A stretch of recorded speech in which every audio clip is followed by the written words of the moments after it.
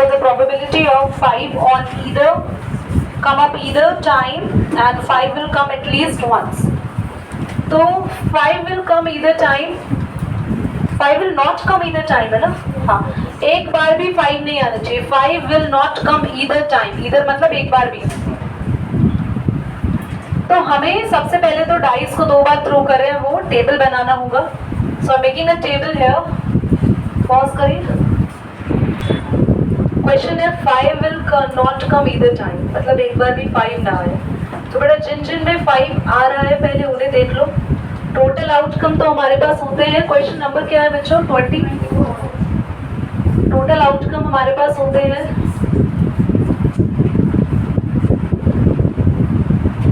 36 यहाँ पे, क्योंकि आप सारे नंबर्स को देखेंगे तो टोटल सभी 36 पर आ रहे हैं.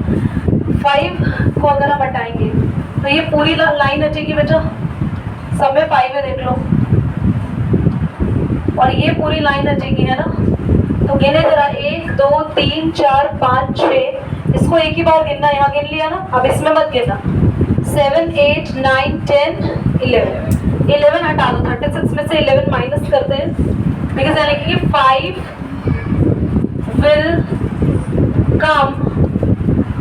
will come 11 times on either side है ना.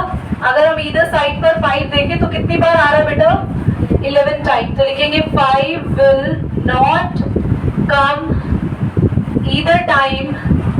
तो हमें 36 में से क्या माइनस करना होगा बच्चों?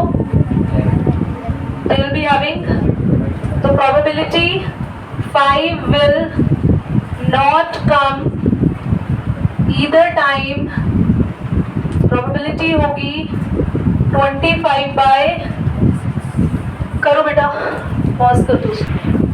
बच्चे बोल रहे हैं 5 will come at least once. 5 कम से कम एक बार आए. तो जब कम से कम बोला है तो मिनिमम बोला है. कम से कम यानी मिनिमम. तो अगर वो कम से कम बोल रहा है एक बार, तो हम 5 2 बार भी आएगा वो वाला पॉइंट भी कंसिडर करेंगे, क्योंकि 2 बार ही आ सकता है, क्योंकि डाइस को 2 बार ही टॉस किया, 3 बार तो आ नहीं सकता. तो जहाँ 5 एक बार आ रहा है वो लेंगे, और जहाँ 5 2 बार आ रहा है वो लेंगे. तो ये वाले ही पॉइंट है, याद हो तो. यहाँ पर ही देखो 5 आ रहा है, एक बार भी आ रहा हो, चाहे देखो इसको देखो, चाहे 2 बार भी आ रहा हो. बाकी किसी में 5 नहीं आ रहा. 0 बार नहीं लेना है हमें, कम से कम एक बार 5 आए उसको लेना है. तो कम से कम एक बार 5 आए वो भी ले रहे हैं, और कम से कम 2 बार वाले को भी ले रहे हैं हम लोग. ओके, तो हमारे पास हम इसमें लेंगे here we consider outcomes where 5 comes at 1 time और में लिखो and 2 times है ना. तो ऐसा कितनी बार हो रहा है कि बेटा एक बार या 2 बार आ रहा है? कितने चांसेस हो रहे थे अगर हमने देखे थे? तो there are 11 such outcomes. इसके बाद यहाँ लिख रही हूँ बेटा probability 5 will come at least once की probability होगी 11 by 36. करिए, pause करो. Which of the following arguments are correct and which are not? Keep reason. If 2 coins are tossed simultaneously, there are 3 possible outcomes: 2 head, 2 tail, or 1 each. देखो बोला है 2 coins को एक साथ टॉस किया है. 2 कॉइन्स को एक साथ टॉस किया है, तो 3 पॉसिबल आउटकम्स क्या है? 2 हेड है,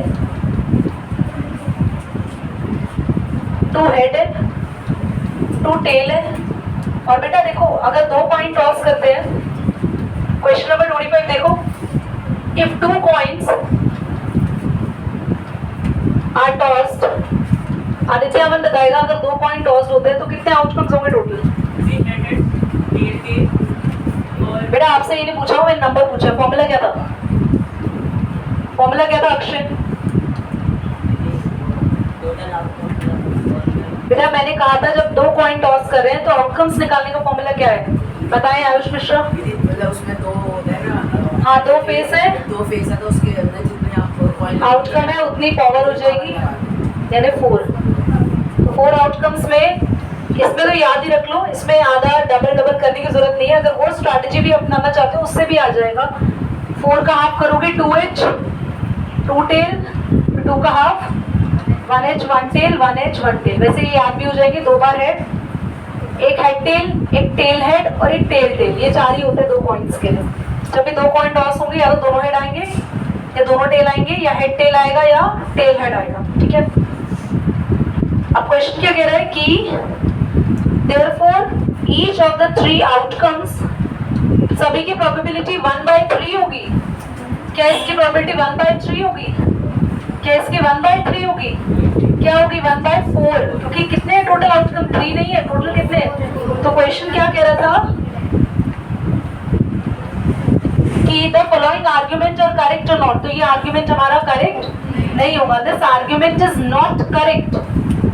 कुछ बच्चों को डाउट क्या आ रहा होगा? ये डाउट आ रहा होगा कि दीदी यहाँ पे तो लिखा था इन्होंने 2 हेड, देख लो बच्चा, 2 हेड 2 टेल, और एक चीज क्या लिखी थी? 1 ऑफ ईच। दीदी 3 की तो बात कर रहे हैं बेटा, 3 की बात तो कर रहे हैं। 2 हेड तो ठीक है, 2 टेल तो ठीक है, और 1 ईच के लिए 2 केस बनते हैं। 1 ईच के लिए 2 केस बनते हैं, या तो हेड टेल आ सकता है या टेल। तो टोटल केस कितने हैं? तो 3 तो पॉसिबल ही नहीं है टोटल। यहाँ पे हमेशा 4 ही केस बनेंगे, तो आर्ग्यूमेंट करेक्ट नहीं है। तो लिखेंगे इसका आंसर, मैं बोल के लिखवा रही हूँ।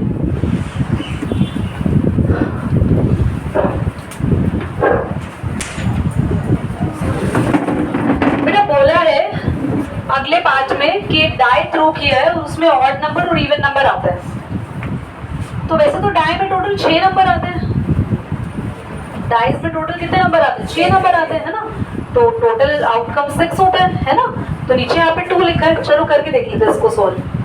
तो आपको ये बोला है, देखो एक डाई आपने थ्रो किया है। If die is throne,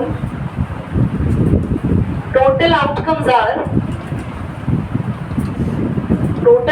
are 1 2 3 4 5 6। बेटा बोलो yes. And probability odd number की क्या होगी बेटा?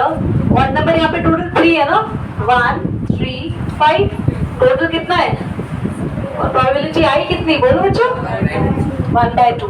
इसलिए आर्गुमेंट सही था कि डाइस में से टोटल अगर हम ऑड नंबर्स की प्रोबेबिलिटी निकाले तो वो कितनी है? 1/2। अच्छा, ये तो डाई है, समझ में आ गया। पर बेटा ये थोड़ा सा लॉजिकल समझो। दुनिया में किसी भी चीज की प्रोबेबिलिटी हमें निकालनी हो जिसके चांसेस आधे हैं। देखो डाई के केस में ना साफ साफ समझ में आ रहा है। ऐसे सॉल्व भी नहीं करो तो आप लोगों को एग्जाम में सॉल्व ना करना हो, सिर्फ ट्रू फॉल्स लिखना हो, तो आप रफ में अगर ऐसे सॉल्व करके देखोगे तो तुम्हें टाइम लगेगा, तुम्हारे मार्क्स कटेंगे ऐसे केस में। ठीक है, एक बार पॉज करो बच्चे, एक बार ध्यान से सुनेंगे। तो डाइस में टोटल नंबर कितने हैं? जल्दी बोलो 6। और 6 में से आधे तो ऑड है और आधे, तो जब आधे ऑड और आधे इवन हो, जब आधी चीजों की प्रोबेबिलिटी निकालनी हो, किसी में से आधी चीज की प्रोबेबिलिटी निकालनी हो, वो हमेशा क्या आती है? हाफ। हमेशा हाफ आती है। किसी भी चीज में से हाफ की, किसी के भी हाफ की प्रोबेबिलिटी निकालनी। जोर से बोलेगा। किसका बोल रहे हैं?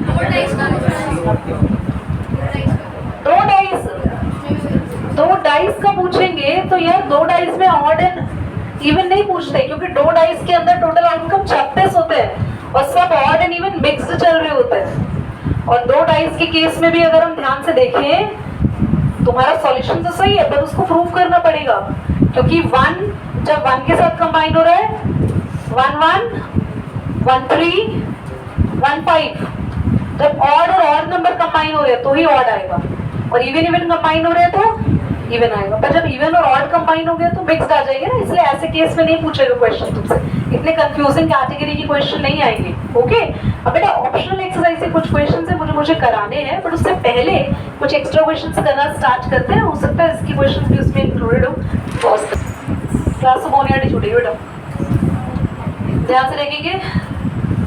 आपके पास x सेलेक्ट किया है हमने 3 नंबर्स से, हमारे पास क्या क्या नंबर्स हैं? क्वेश्चन नंबर है 1, एक्स्ट्रा क्वेश्चन हम लोग कर रहे हैं। तो जो यहाँ वीडियो देखेंगे उनके लिए क्वेश्चन मैं बोल देती हूँ, आप लोग वीडियो को स्लो या पॉज करते करते इसको क्वेश्चन को पूरा सुन लेना। क्वेश्चन है, if a number x is selected from the numbers 1 2 3 and a number y is selected from the numbers 1 4 9, find the probability that x y is equal to 10। मतलब हमने x को सिलेक्ट किया है इन number से 1 और y को select किया है, तो बेटा जब और बोला है हमें x y 10 आए, यानी x और y, x कोई भी इसमें से एक नंबर हो सकता है, y भी इसमें से कोई भी नंबर हो सकता है, और उन नंबर को मल्टीप्लाई करने पे 10 आए। वैसे तो बुद्धि यही खत्म हो जाती है तुम लोगों की, ये सॉल्व भी नहीं करना था, ये देखते ही समझ में आ रहा था, क्योंकि किसी को भी मल्टीप्लाई कर लो, किसी से भी 10 आ ही नहीं सकता। और अगर आपको सॉल्व करना है तो आप ये डायग्राम बनाओ, 1 2 3 ऊपर, अब 1 1 1 2, ये पेयर क्यों बन रहे हैं? ये मल्टीप्लाई करने के लिए पेयर बन रहे हैं। 4 भी तीनों के साथ मल्टीप्लाई होगा, और ये 9 भी तीनों के साथ। अब कोई भी पेयर ऐसा नहीं है, there is no pair that gives 10 on getting product, so xy की probability करिए, नोट करिए। अगला क्वेश्चन है, what is the probability that month of December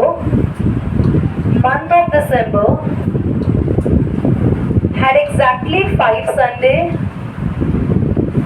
5 Monday and 5 Tuesday। करीब बेटा पहुंच। आप लोगों ने दोनों ने अच्छे से एफर्ट्स किए, बट अब आगे समझो हमारी क्वेश्चन के सॉल्यूशन के जिस तरीके से होंगे बच्चों। इन दिसंबर वी हैव 31 डेज बेटा, और मैं अगर इसमें वीक्स गिनने लगूं तो एक वीक में 7 दिन होता है। 7 into 2 14, 14 दिन में 2 हफ्ते बीत गए। 7 3 are 21, 21 डेज में 3 हफ्ते बीत गए। 7 4 are 28 days। that means बोलो, that means